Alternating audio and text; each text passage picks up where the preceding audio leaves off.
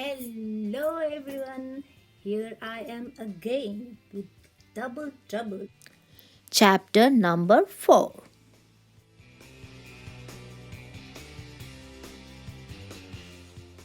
Let's begin. Double Trouble. Chapter number 4. Many miles away, the real fortress rolled merrily across the countryside. But inside the enormous moving castle, the Nexo Knights team was far from merry. They were wiping apple guts and bacon grease off their weapons and armor. The view screen flashed and came to life. Aha, Clay said, brightening. Royal chain mail from King Halbert. Maybe he can tell us why everyone's so angry at us all of a sudden. The king appeared on the view screen. The scowl on his usually cheerful face told them all that their royal ruler was not happy. Knights, the king's message began. Have you gone mad? Clay glanced at others. They all shared a look of confusion. Clay wondered.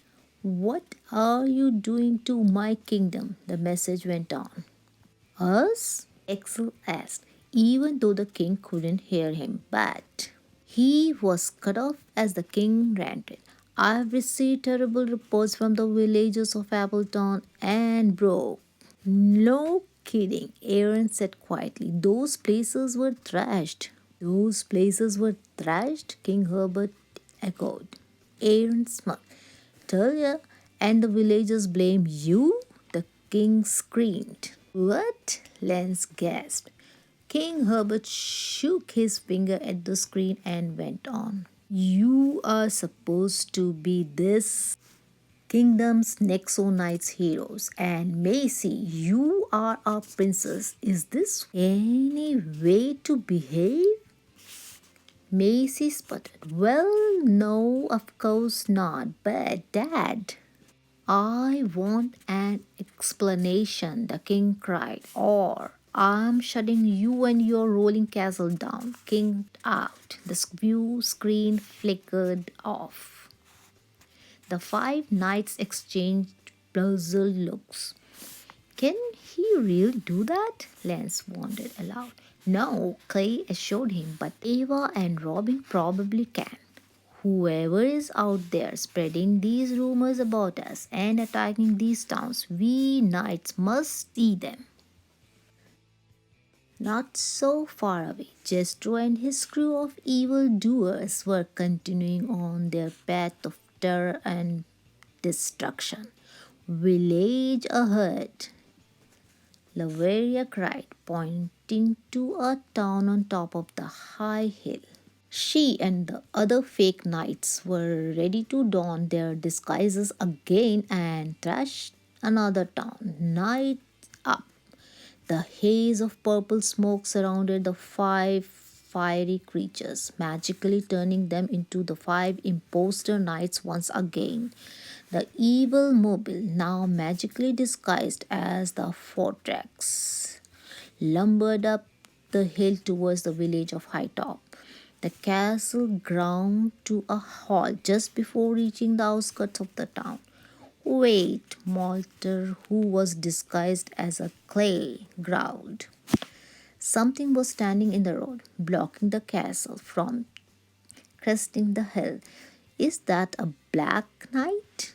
A huge black mech stood between the people of High Top and Jestro crew. None shall pass, the enormous protector said in a deep, booming voice. Malter narrowed his eyes. He shouted, Look, we have got no beef with you, Black Knight. So step aside. The Black Knight didn't budge. Once again, the giant protector boomed out, None shall pass. Lavaria, pretending to be Macy, sneered. Well, the good knights will just have to teach him a lesson. The drawbridge on the rolling castle dropped open, and Jesto's team of bad guys, still disguised as the knights, charged toward the Black Knight. They were all ready for battle, but the Black Knight didn't seem concerned. He didn't move. Rather, he towered over the team of evildoers looking menacing. Go away, Black Knight, Malter growled. If anyone raids that town, it's gonna be us. Laveria nudged him in the ribs. Oh, oh, she said, nodding her head towards a crowd of villagers. The people of High Top were watching the face off between the knights and the Black Knight with great interest.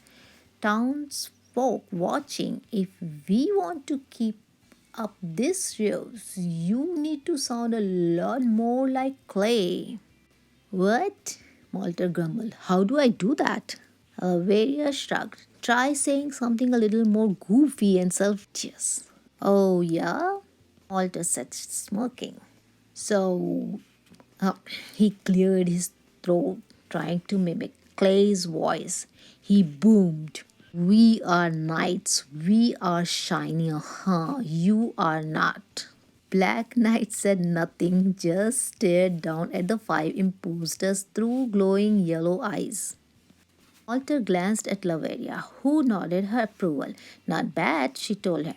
Add some blah blah about justice, courage, and chivalry. Walter puffed out his chest and added, so we fight for juice box and curry and shiver me timbers. He shook his fist, then pulled out his sword. He charged toward the Black Knight and screamed, and now we attack as I cry. Blah, blah, blah. The three other knights echoed his cry, blah, blah, blah, and raised their weapons. But Laveria just shook her head. Realizing how foolish that sounded, the team of fake knights was about to charge the oversized Black Knight when suddenly the Black Knight's whole body sizzled with an electric current. He raised his broadsword and blasted the five impostor knights backward. Jestro's crew flew through the air, splatting against and sticking to the front wall of the fake fortress. Ah, Malter moaned. Didn't expect that. Are we moving? Sparks, who was disguised as Aaron, asked. The vortex began to roll backward down the huge hill that led up to the hilltop. First, it rolled slowly but quickly picked up speed as it flew down the hill. You did put on the parking brake, didn't you? Laveria squeaked. Malta held on for dear life as the rolling castle plummeted towards the bottom of the hill. What parking brake? At the top of the hill, the Black Knight watched without expression while the fake vortex rolled away into the distance. The villagers of High Top cheered, grateful to the mysterious Black Knight who had saved their village from destruction. For now. Okay, let's see who is this mysterious Black Knight. Not today. I'll be back soon. Till then, stay safe. See you. Bye bye.